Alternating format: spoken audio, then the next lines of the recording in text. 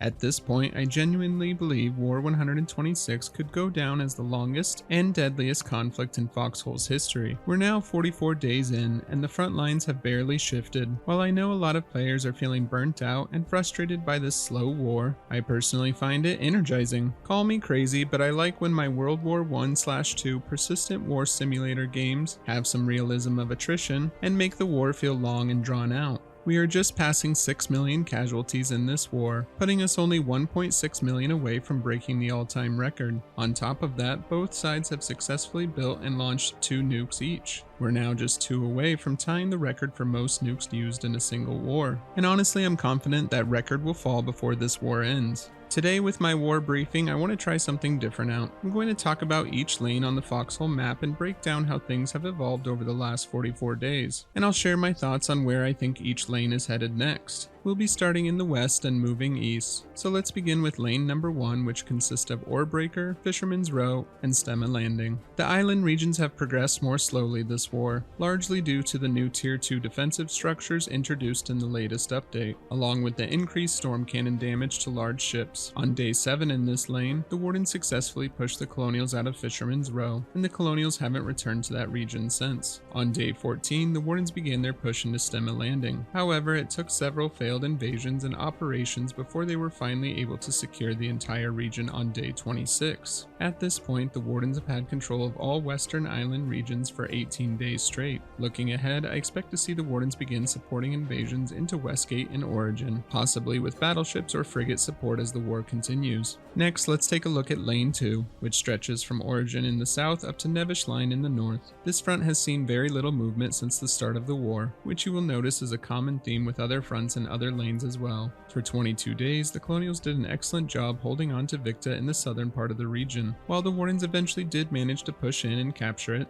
they continued to struggle breaking through into Westgate. 30 days into the war, the Colonials managed to build a nuke site in Westgate, and they launched this nuke towards the Manacle and King's Cage. A few days later, they built another nuke site and launched the nuke at Jade Cove and Fairnack Coast. However, those nukes haven't significantly shifted the momentum on this front. The bulk of the fighting still centers around the border between Fairnack Coast and Westgate. Currently, Fairnack Coast stands as the 4th deadliest region in the war, with over 575,000 casualties and counting. In Lane 3, most of the fighting has centered around King's Cage. This region is currently the 6th deadliest region on the map, with over 514,000 casualties. Both factions have managed to push each other out of the region at least once during the war. On day 27, the Wardens drove the Colonials out, and even launched an attack into Sableport for a short time, before being pushed back into King's Cage. Then, on day 35, the Colonials returned the favor, pushing the Wardens out of the region and advancing into Stonecradle. But just like before, the Wardens managed to regroup and force the Colonials back into King's Cage once more. Now, with the Manacle nuked, the front has come to a halt. The region is split down the middle, and the fighting has largely devolved into endless bridge battles. I don't see this front moving much until one faction takes more territories in the surrounding regions. In Lane 4, most of the fighting has taken place in the Linn of Mercy. It currently ranks as the 3rd deadliest region on the map, with over 595,000 casualties. For the first 25 days of the war, front lines were mostly concentrated on the eastern side of the region, between Fort Duncan and Outwitch Ranch. On day 25, the Wardens managed to push the Colonials out of the Linn of Mercy. Though this campaign only lasted a day,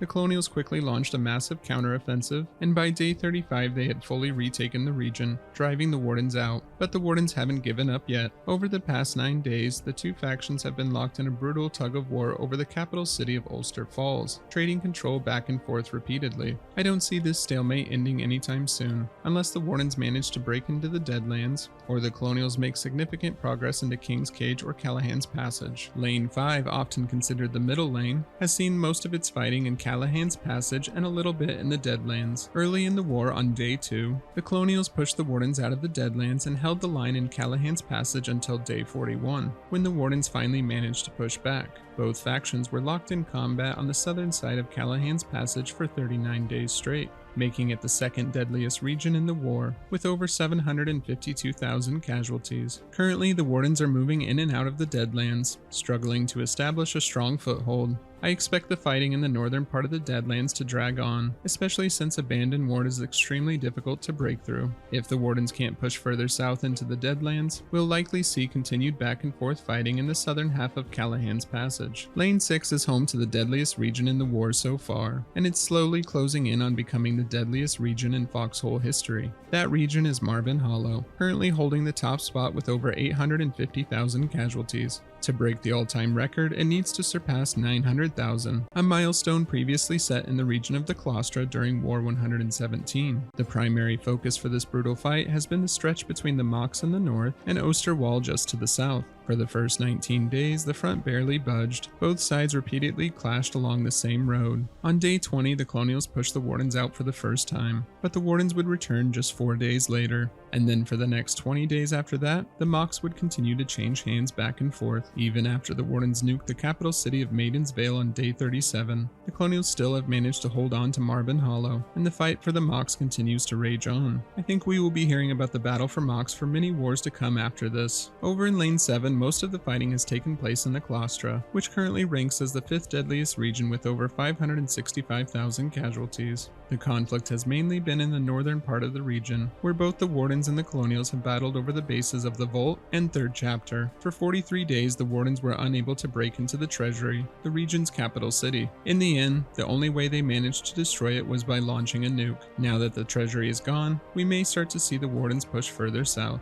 However, I don't expect any major breakthroughs into the Drowned Vale or Allods Bight in the immediate future, especially since towns like Scurvyshire and Allods Bight are extremely difficult to crack. Lane 8 is one of the few lanes this war where the fighting has remained active and spread out across multiple regions. Both factions have seen heavy combat in Silken, Shelf, and Endless Shore. For the first 20 days, most of the action took place in Endless Shore, with the capital city of Saltbrook changing hands several times. For a while, this was the only lane where any victory points were shifting. Over the next 10 days, both sides continued trading control on the northern part of Endless Shore, and by day 31 the Colonials managed to push north into Silken Shelf and captured most of the region. However, they held it only for about 6 days before the Wardens pushed them back into Endless Shore. Since then, the two factions have been locked in a back and forth struggle across both borders, with neither side making any meaningful progress. I foresee another great push from the Colonials into Silken Shelf in the future. I feel as though the Wardens will only be able to push back in this lane if they're able to take the Fingers, which leads us to our last lane, Lane 9, the Eastern Island regions. Much like their Western counterparts, battles on these islands have progressed more slowly than usual. I feel like in most wars, the Wardens typically take full control of the islands between days 15 and 25, but now 44 days in, the Free State of the Fingers still stands. This entire lane has seen the least amount of combat across the map. Combined from all 3 island regions, this lane has a total of 66,000 casualties for the entire war. I honestly hope that the Free State of the Fingers remains for the rest of the war, or at least we see some crazy naval invasion into the region sometime soon. And that's a brief update on how each lane has unfolded so far this war. Honestly, I wouldn't be surprised if this war stretches on for another 2 to 3 weeks, given how some of these fronts have been moving lately. I know this slow grind frustrates many of you and can lead to a lot of burnout. My advice would be to take a couple days off if you need to. The war will probably still be going on when you return, or consider taking an in-game break by switching to a different lane and trying out a new battlefield for a change of pace. Another great way to mix things up is to try a new role, like playing a medic if you haven't been one before. Personally, I've really enjoyed this war, and I hope it keeps going. Here's to the Forever War continuing. What lane have you been playing in this war? What is your opinion on how it's going?